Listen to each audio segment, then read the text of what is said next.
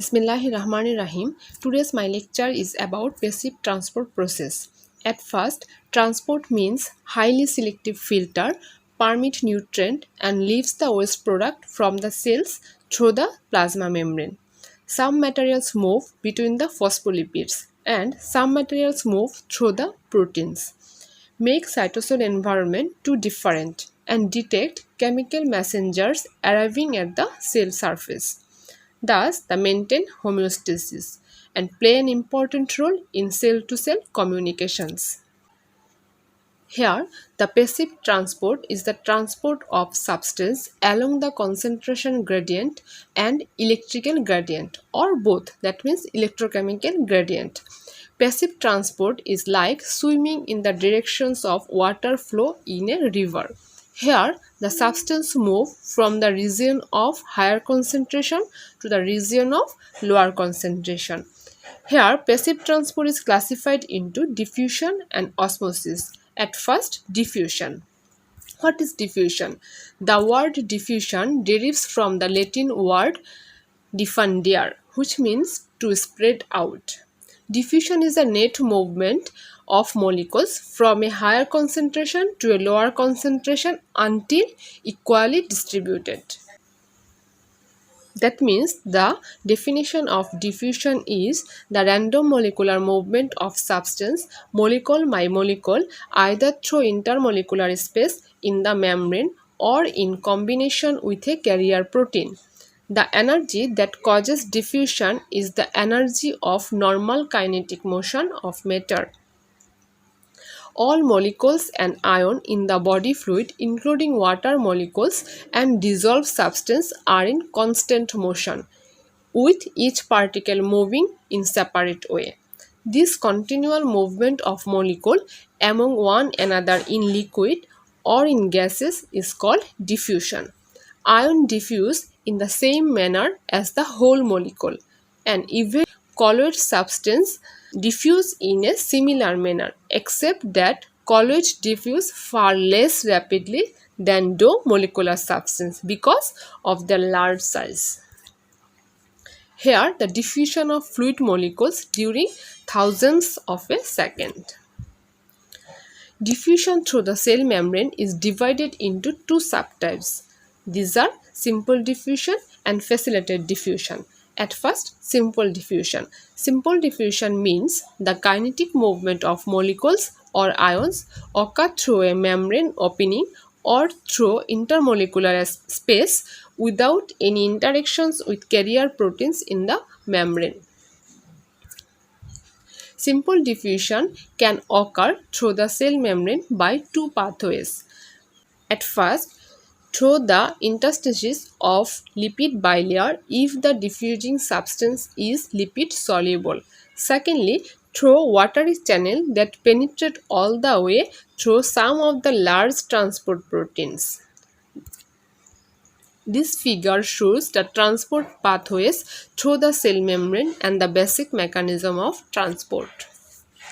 The rate of diffusion of substance through the cell membrane is directly proportional to its lipid solubility. For instance, the lipid solubilities of oxygen, nitrogen, carbon dioxide and alcohol are very high. And all of these substances can dissolve directly in lipid bilayer and diffuse through the cell membrane in the same manner as that diffusion of water solute occurs in watery channel. Especially, large amount of oxygen can be transported in this way. Therefore, oxygen can be delivered to the interior of cell almost as though the cell membrane did not exist. Protein layer. Secondly, diffusion through the protein channel. Protein layer of the cell membrane is permeable to water-soluble substance by simple diffusion directly along with protein pores and channel from one side of the membrane to another. Throughout the central lipid layer of cell membrane, there are some pores. Interior protein molecules of protein layer invaginate into these pores from either surface of cell membrane. Thus, the pores present in the central lipid layer are entirely lined up by integral protein molecules that form tubular pathway all the way from the extracellular fluid to the intercellular fluid and are always open. However, the diameter of a pore and its electrical charge provide selectivity that permit only certain molecules to pass through. These pores are hypothetical pores and form the channel for diffusion of water, electrolytes and other substances which cannot pass through the lipid layer. Mainly electrolytes diffuse through the protein layer. As the channels are lined by protein molecules, these are called protein channel for water soluble substance. Even though water is highly insoluble in the membrane lipids, it readily passes through the channel in protein molecules that permeate all the way through the membrane. Many of the body's cell membrane contain protein pores called aquaporin that selectively permit rapid passage of water through the membrane.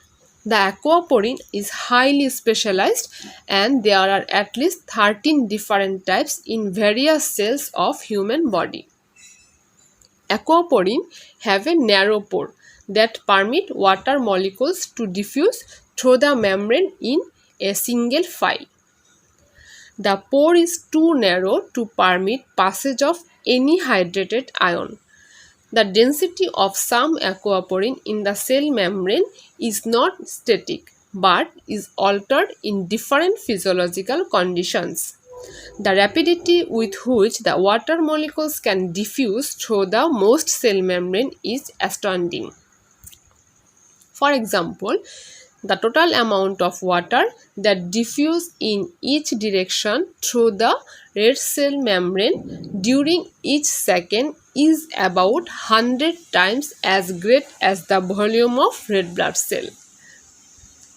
Other lipid insoluble substance can passes through the protein pore channels in the same way as the water molecules if they are water soluble or some enough. However, as they become larger, their penetrations fall off rapidly. For instance, the diameter of urea molecules is only 20% larger than water, yet its penetration through the cell membrane pores is about 1000 times less than that of water. Even so, given the astonishing rate of water penetration, this amount of urea penetration still allows rapid transport of urea through the membrane within minutes. The protein channels are distinguished by two important characteristics. At first, they are often selectively permeable to certain substance. Secondly, many of the channels can be opened or closed by gates that are regulated by electrical signal or chemical signal. In this figure, A means diffusion through lipid layer, B means diffusion through ungated channel and C diffusion through the gated channel. Let's discuss about this. At first, selective permeability of protein channels. Many of the protein channels are highly selective for transport of one or more specific ions or molecules. This selectivity results from the characteristics of the channel, such as its diameter, shape, and natures of electrical charge and chemical bonds along its inside surface. Accordingly, the channels are named after the ions which diffuse through this channel, such as sodium channel, potassium channel, etc. Secondly, gating of protein channel. Gating of protein channels provides a means of controlling ion permeability of the channel. It is believed that some of the gates are actual gate-like extension of transport protein molecule, which can close the opening of channel or can be lifted away from the opening by a conformational change in the shape of protein molecules itself. The opening and closing of gates are controlled by two principal ways. First, voltage gating, secondly, chemical gating. At first, voltage gating. In case of voltage gating, the molecular conformation of gates or its chemical bonds responds to electrical potential across the cell membrane. For instance, the figure which we show the later, in this figure, the top panel, a strong negative charge on the inside of cell membrane could presumably causes outside sodium gates to remain tightly closed. Here this figure. Conversely, when the inside of membrane lost its negative charge, these gates would open suddenly and allow the sodium to passes inward through the sodium pore. These processes is the basic mechanism for eliciting action potential in nerves that are responsible for nerve signal. Here the top panel, and let's discuss bottom panel. In the bottom panel, the potassium gates are on the intracellular ends of potassium channel and they are open when the inside of cell membrane becomes positively charged. So, the opening of this channel is partly responsible for terminating the action potential. Secondly, the chemical gating.